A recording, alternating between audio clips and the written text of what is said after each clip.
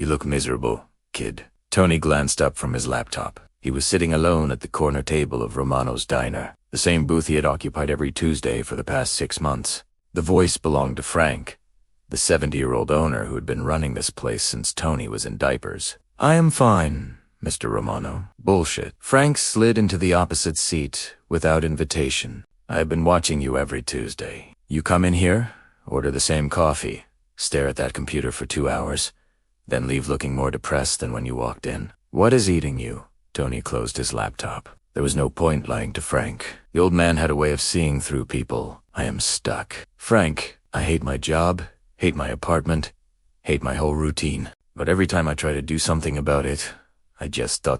freeze up. I will find a better job posting, stare at it for an hour, then convince myself I am not ready. It is pathetic. How long have you been doing this dance? 2 years. Frank laughed, not mockingly, but like he had heard this story 1,000 times before. You know what your problem is? Tony, enlighten me. You are thinking too much. Bike, in my day, you had an idea. You did it. No internet research. New YouTube tutorials asking 50 people for advice. You just moved. Tony shook his head. It is different now. Frank, everything is more complicated. You need plans? Strategies. Listen to me. Frank leaned forward, his voice getting serious. In 1975, I saw this empty building on 5th Street. Thought about opening a restaurant. You know how long I spent planning? How long? 5 minutes. Walked to the bank. Asked for a loan. Signed the lease that afternoon. Been here 49 years. Frank was not done yet. But what if you'd failed? Tony asked. Then I would have failed fast and tried something else.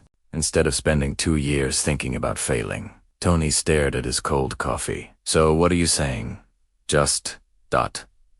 leap without looking. I am saying stop treating every decision like it is permanent. You act like applying for a job is a marriage proposal. It is not. Worst thing happens, they say no. Best thing, your life changes. But what if I am not ready? Frank's eyes lit up. Kid, let me tell you something my father told me when I was about your age.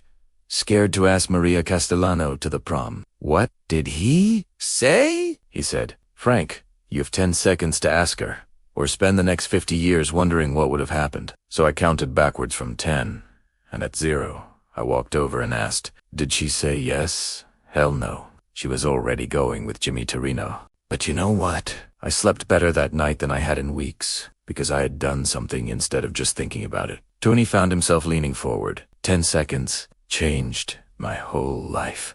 Anytime something scared me, but I knew I should do it, I would count backwards from 10. At 0, I would move. No thinking, no second guessing, just action. That is actually kind of genius. It is not genius. It is just practical. Fear does not get weaker while you think about it. Kid, it gets stronger. But if you move fast enough, you can outrun it. Tony opened his laptop and navigated to the job posting he had been staring at for 3 weeks. Senior marketing position. At a tech startup. Perfect fit. But he had been finding excuses not to apply. You going to stare at it again? Frank asked. No. Tony's finger hovered over the apply button. 10 seconds. Right? 10, 9, 8. ... double quotes. Frank started counting. 7, 6, 5. Tony's heart was racing. 4, 3, 2, 1, 0. Tony clicked submit before he could stop himself. Frank smiled and stood up. How does that feel? Terrifying, but good. Like I actually did something for once. That is the feeling you have been missing, kid. Now you have to practice it. Every day, find something that scares you a little bit, and give yourself 10 seconds to do it.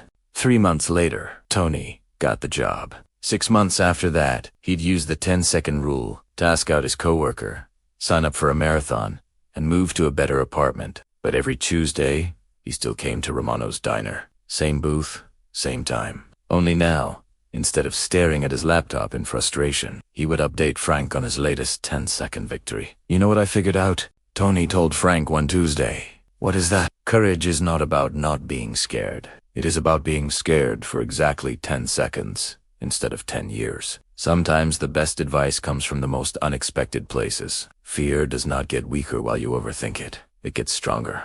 But if you move fast enough, you can outrun your own hesitation. 10 seconds from fear to action. That is all the time you need to change your life.